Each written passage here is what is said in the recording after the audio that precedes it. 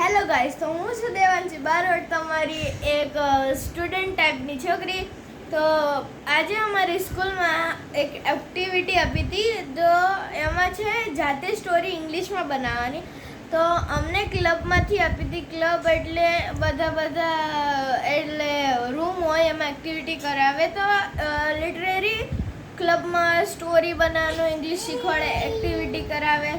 તો તમારે પણ ક્લાસમાં એવી એક્ટિવિટી આપે તો મેં આ સ્ટોરી જાતે લખી છે, એ તમે જરૂર કરાવજો, લખજો પણ. જો હું તમને સંભળાવું છું. Hello guys, my name is Devanshi Barot from 5th C. I am studying AVMM. This is subject English. My story title name is Tree's Friend. Once upon a time has one big tree. The tree name is Chiku. Chiku's finding one best friend.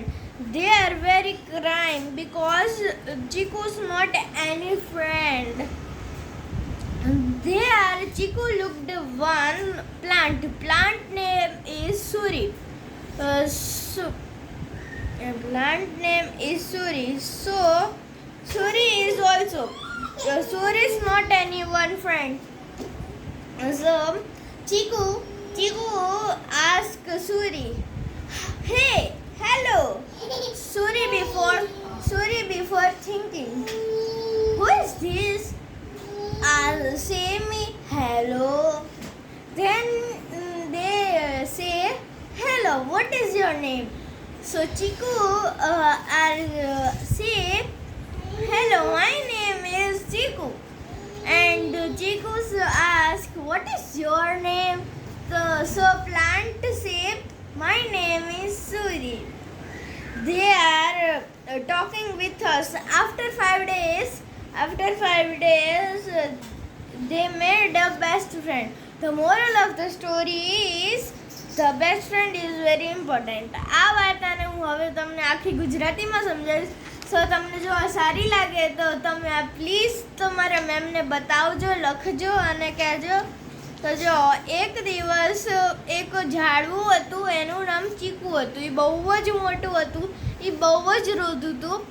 એટલે જે ઝાડવા હોય એ સજીવ જ હોય, પણ અમુક લોકો કંઈ નિર્જીવ હોય, પણ એવું નથી. ઝાડવા સજીવ જ છે.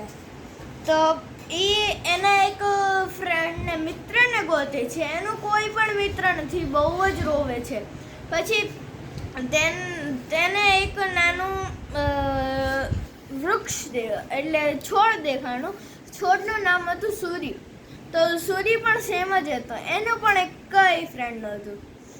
તો એ જે ચીકુ હતું ઝાડવું, એ કીધું, "હાય, તું કેમ છું?" તો ઓલો જે સૂરી હતું એ વિચારવા માંડ્યું, આ કોણ છે જે મને હાય કહે છે? એ થોડું વિચાર્યું અને પછી કીધું, "હાય, તારું નામ શું છે?" તો ચીકુએ કીધું, "મારું નામ ચીકુ છે, હું એક ઝાડવું છું." અને પછી સૂરીને પૂછે, વોટ ઇઝ યોર નેમ? એટલે તારું નામ શું છે? એટલે સૂરી કહે છે, "મારું નામ સૂરી છે." પછી એ બંને બહુ બધી વાતો કરે છે. 5 દિવસ પછી એ બંને એક સારા બેસ્ટ ફ્રેન્ડ બની જાય છે. આનો મતલબ, સ્ટોરીનો આખો મતલબ છે કે બેસ્ટ ફ્રેન્ડ હોવું એટલે એક ખાસ મિત્ર હો, પરમ મિત્ર હો, બહુ જ જરૂરી છે. Thank you. નહીં